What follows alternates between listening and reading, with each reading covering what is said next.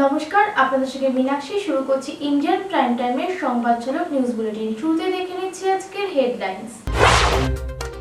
কোচবিহারে আবাস দুর্নীতির অভিযোগে জয়েন্ট ভিডিও সহ প্রধানকে তালা বন্ধ করে রাখল ক্ষুব্ধ জনগণ। ধূপগুড়িতে লোকালয়ে হাতির দল ঢুকে পড়ায় আতঙ্কিত হয়ে পড়েন গ্রামবাসীরা। দক্ষিণ দিনাজপুরে সান্তালি মাধ্যমে স্কুলগুলির উন্নয়নের দাবিতে ডেপুটেশন কর্মসূচি পালিত হয়। কোচবিহারের দিনহাটায় আবাসের তালিকায় অনেকের নাম না ওঠায় স্থানীয়রা ক্ষোভের বশে সভা চলাকালীন পঞ্চায়েত অফিস ভাঙচুর করে এবং তালাও ঝুলিয়ে দেন।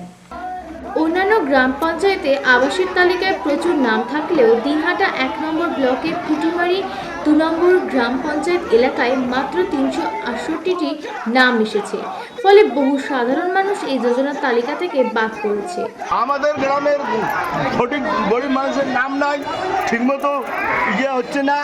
আমাদের তিনটে ওয়ার্ডে 5-7টা করে নাম আছে, আর কোনো নাম নাই, কোনো ঘরের নাম নাই, পাবলিকের নাম নাই। আমাদের এটাই জবাব চাই, আমাদের কে এই কাজটা কে করলো, আমাদের এই জবাব সেশনটা কে করলো, এটাই আমার জবাব চাই। সাধারণ পাবলিকের সবাই এইটাই জবাব।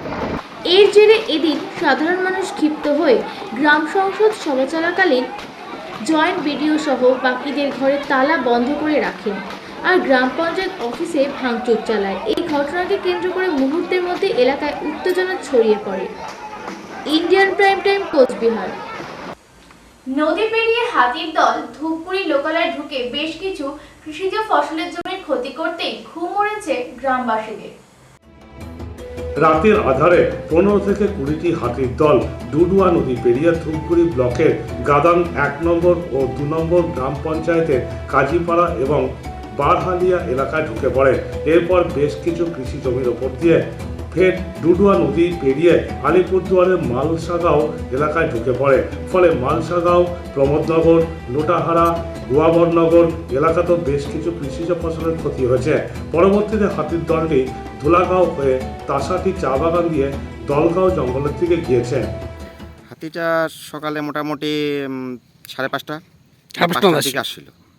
কতগুলো মানে কি ক্ষতি করলো এলাকায়? ক্ষতি সেরকম কিছু না, কিন্তু একজনের আলু ক্ষেতের উপর দিয়ে আসছিল, সেখানটায় মোটামুটি ভালোই ক্ষতি হয়েছে। হাতিগুলো এই 18-20টা এরকম হবে। আচ্ছা, আর মোটামুটি ভোর 4টের দিকে। কতটা ক্ষতি করলো এদিকে হাতিগুলো আসার পর? তো এদিকে তো শেষ করে দিয়েছে, এই যে যেদিকে গেছে একদম ধ্বংস করে দিয়ে চলে গেছে। হাতির দলের আগমনে এলাকাবাসীরাও রীতিমতো আতঙ্কিত হয়ে পড়েছেন।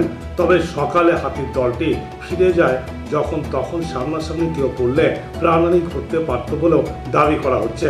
এদিকে সকাল থেকে হাতির দলের পায়ের ছাপ দেখতে অনেকেই এলাকায় ভিড় জমান। দেখা যায় হাতির দলটি লোকালয়ের পাশ দিয়ে আলু ক্ষেতের ওপর দিয়ে গিয়েছে। Indian prime time, Jalpaiguri.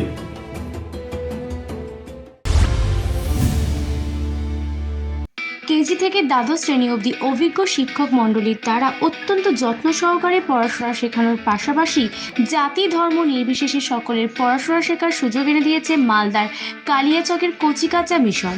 যোগাযোগের জন্য ফোন করুন 9734037520 এই নম্বরে। এইচডিইউ, এনআইসিইউ সহ আধুনিক পরিকাঠামোর মধ্যে orthopaedic, ENT surgery, gynae surgery, plastic surgery, spine surgery সহ জেনারেল সার্জারির সেরা ঠিকানা হুগলির সিঙ্গুরের অ্যাঞ্জেল হসপিটাল। নিজেদের যে কোনো পরিষেবা পেতে যোগাযোগ করুন এই নাম্বারে 7044316600 or 03348128984। স্বাস্থ্যসাথী সহ অন্যান্য ক্যাশলেস পরিষেবার মাধ্যমে যাবতীয় জটিল রোগের ট্রিটমেন্টের পাশাপাশি লেজার মেশিনের সাহায্যে কিডনি স্টোন ও ইউরেটারি স্টোন অপারেশন সহ অন্যান্য সার্জিক্যাল ট্রিটমেন্ট করা হয় মাদার মাল্টি স্পেশালিটি হসপিটালে। মাদার মাল্টি স্পেশালিটি হসপিটাল, গৌড়া, পশ্চিম মেদিনীপুর। 24 ঘন্টা পরিষেবা পেতে আজই কল করুন 7407445545 এই নম্বরে। আপনি কি চাকরি করবেন নাকি নিজের ব্যবসা করবেন? এবারে দুই সম্ভব হচ্ছে ফার্মেসি কোর্সের মাধ্যমে। তাই 2 বছরের এই কোর্স করে আপনি নিজের ভবিষ্যৎকে উজ্জ্বল করে তুলতে আজই চলে আসুন দক্ষিণ দিনাজপুরের দোমোহনার নর্থ বেঙ্গল এরিড ফার্মেসি কলেজে। North Bengal arid pharmacy college, Domohana, Karandighi. Phone 9775481898 or 9830033158 নম্বরে। আপনার সন্তানকে স্কুলে ভর্তি করবেন, কোথায় করবেন ভাবছেন? এবার চিন্তা ছাড়ুন আর চলে আসুন কোলাঘাটের শ্রী রামকৃষ্ণ বিবেকানন্দ শিক্ষা সদনে, যেখান থেকে আপনার সন্তান এক আশ্রমিক পরিবেশের মধ্যে থেকে পড়াশোনার পাশাপাশি সমস্ত রকম কো কারিকুলাম অ্যাক্টিভিটিসের সঙ্গে নিজেকে যুক্ত করতে পারবে। তাই আর দেরি না করে আজই যোগাযোগ করুন 9143394685 or 9732641640 এই নাম্বারে। দক্ষিণ দিনাজপুরের সান্তালি মাধ্যমিক স্কুলগুলির পরিকাঠামোগত উন্নয়নের জন্য 3 দফা দাবি তুলে অভিযান চালানো হয়। 3 দফা দাবিতে আদিবাসী সেঙ্গেল অভিযান দক্ষিণ দিনাজপুর জেলার বালুরঘাটে দক্ষিণ দিনাজপুর জেলা প্রাথমিক শিক্ষা সংসদে ডেপুটেশন জমা দিল। জেলার সমস্ত সান্তালি মাধ্যমিক বিদ্যালয়গুলিতে শিক্ষক নিয়োগ, পরিকাঠামোগত উন্নয়নের জন্য এদিন এই ডেপুটেশন কর্মসূচি পালিত হয়। প্রথম দফা দাবি হচ্ছে সাঁওতালি মিডিয়াম বিদ্যালয়গুলিতে পর্যাপ্ত পরিমাণে শিক্ষক নিয়োগ করতে হবে।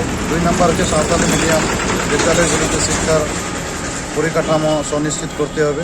3 নম্বর হচ্ছে সঠিক সময়ে সাঁওতালি মিডিয়াম পাঠ্যসূচি অনুযায়ী বই বিতরণ করতে হবে। এই আমাদের 3 দফা দাবি নিয়ে আজকে প্রতিনিধি সাক্ষাৎ। তার ডেপুটেশন জমা দিতে আসা আদিবাসী সেঙ্গেল অভিযানের জেলা সভাপতি জানান, দাবি না মানা হলে আগামী দিনে তারা বৃহত্তর আন্দোলনের পথে হাঁটবেন।